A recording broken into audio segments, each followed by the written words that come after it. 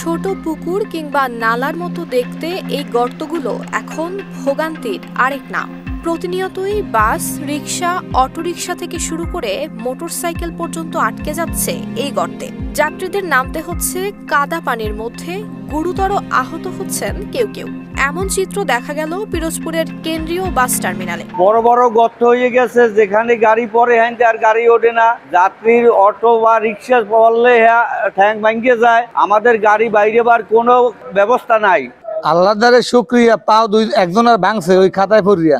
গাড়ি কয়েকখান গাড়ির পাতি ভাঙছে, সামনের পাতি যা বাতি ভাঙলে গাছের মাথায় উঠে যায় গাড়ি। আর তিনি মানুষের যারা খয়রাত করে খায়, বাথরুমও মনে ভালো আছে। এই যে টার্মিনাল এমগো আল্লাহ ছাড়া দেওয়ার মতন কেউই নাই। আর যে যতই এই বক্তৃতা দেও, ওই ইত্তেমাদ বক্তৃতা ওই ইত্তেমাদ সরকারের। 2006 সালে শহরের বাইপাস সড়কের পাশে মাসিমপুর এলাকায় স্থানীয় সরকার প্রকৌশল বিভাগ এই টার্মিনাল নির্মাণ করে। সিল্কোর সিল্ক অ্যান্ড শাইন, যাতে আছে আর্গান অয়েল ও ওট প্রোটিনের গুডনেস, যা আপনার চুলকে রাখে হেলদি অ্যান্ড শাইনিং। তখন যাত্রী ও পরিবহন শ্রমিকদের জন্য পর্যাপ্ত সুযোগ সুবিধা থাকলেও সময়ের সাথে সাথে তা হয়ে পড়ে অপ্রতুল। প্রতিদিন প্রায় 14টি রুটে 6 শতাধিকেরও বেশি বাস, মিনি বাস এখান থেকে 30 থেকে 35 হাজার যাত্রী পরিবহন করছে। কিন্তু ধারণ ক্ষমতার তুলনায় প্রায় 10 গুণ বেশি বাসের অনুমতি দেওয়া হয়েছে এই টার্মিনালে। বিশাল বিশাল গর্ত ওখানে রয়েছে।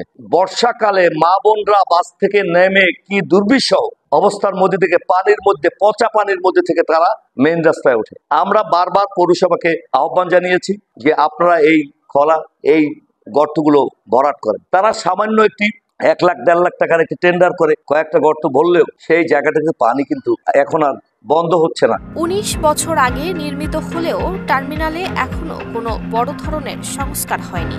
ফলে দিনে দিনে এটি ব্যবহারের অনুপযোগী হয়ে পড়ছে। আর তাই এই টার্মিনালকে দ্রুত সংস্কার এবং আধুনিকায়নের দাবি যাত্রী এবং পরিবহন শ্রমিকদের। ডিসি মহোদয়ের মাধ্যমে আমরা স্পেশাল তদবিরও স্যারে করছিলেন, সুপারিশ করছিলেন। বিভিন্ন জায়গায় আমরা স্কিম প্রেরণ করছি, কিন্তু এখন পর্যন্ত আমরা বরাদ্দ পাইনি। আর গত বছর কিছু আমরা মেরামত করছিলাম অল্প পরিমাণে, সেটা এখন বর্ষাকাল তো অল্প মেরামত স্বল্প পরিসরে। আমরা আশা করি বরাদ্দ পেলে যে কোনো প্রজেক্ট যদি অন্তর্ভুক্ত করতে পারি, আমরা এটা বাস স্ট্যান্ডটা সেরে দেবো।